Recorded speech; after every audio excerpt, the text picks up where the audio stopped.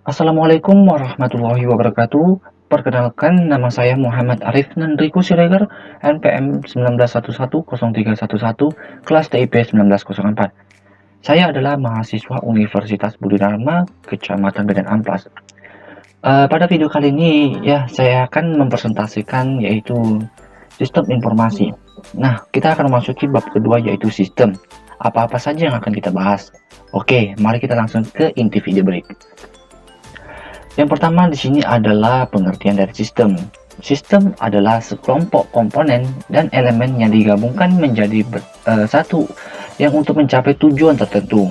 Suatu hal yang dikatakan sebuah sistem ketika dalamnya terdapat banyak komponen yang berhubungan untuk mencapai suatu tujuan.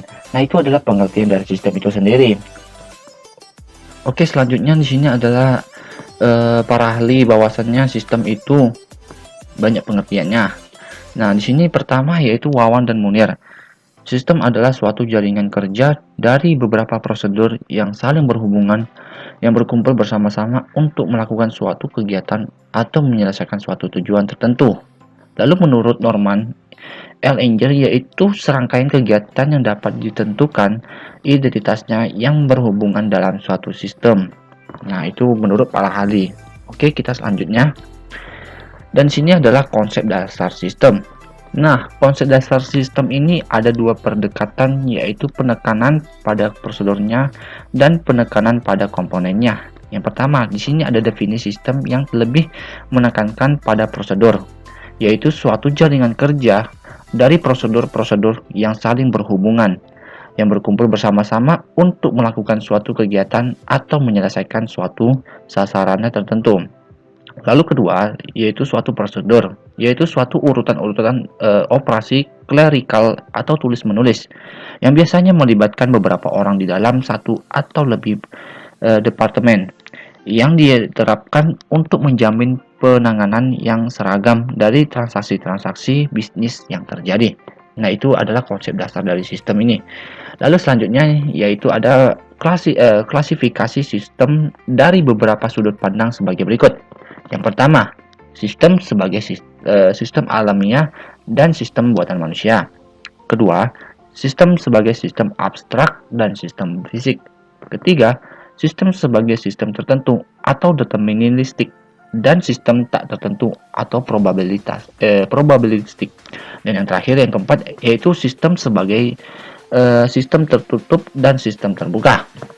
Nah, itu ada beberapa yang klasifikasi sistem dari beberapa sudut pandang ya. Sebenarnya masih banyak lagi, tetapi saya di sini hanya mengambil 4 poin saja. Lalu selanjutnya di sini secara sederhana sistem dapat diartikan sebagai suatu kumpulan unsur atau komponen yang terorganisasi, yang berinteraksi dan saling bergantungan satu sama lain. Ada dua pendekatan yang dapat dilakukan untuk mendefinisikan sebagai sistem, yaitu yang pertama, tinjauan atas dasar fasilitas atau komponen elemen. Sistem yaitu mengumpulkan komponen yang saling berkaitan dan bekerja sama untuk mencapai suatu tujuan tertentu.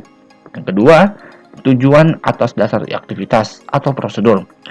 Sistem yaitu suatu jaringan kerja dari prosedur-prosedur yang berupa urutan kegiatan yang saling berhubungan dan bekerja sama untuk mencapai tujuan tertentu. Nah, itu dia. Oke, selanjutnya yang ketiga di sini adalah model dasar sebuah sistem. Masukkan proses keluaran, namun sistem dapat dikembangkan hingga menyertakan media penyimpanan dan sistem juga dapat bersifat terbuka dan tertutup. Oleh karena itu, sistem terbuka artinya sistem tersebut dapat menerima berbagai masukan dari lingkungan sekitarnya. Sistem terbuka sebaliknya, selain sistem, ada juga yang disebut dengan subsistem. Mekanisme pemisahan atau pengunsuran, yang dimana pengunsuran sistem dan subsistem adalah tindakan untuk menyederhanakan perancangan sistem.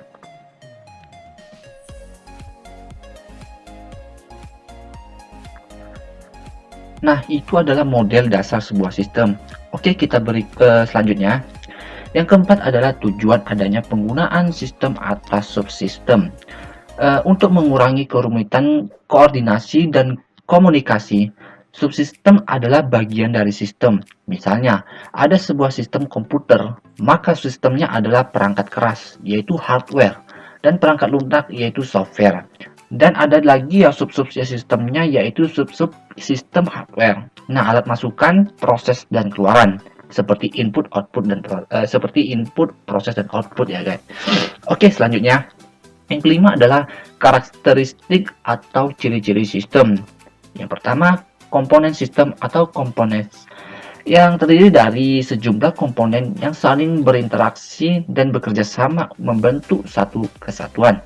Yang kedua, batasan sistem atau boundary, yang merupakan daerah yang membatasi antara sistem dengan sistem lainnya atau sistem dengan lingkungan luarnya.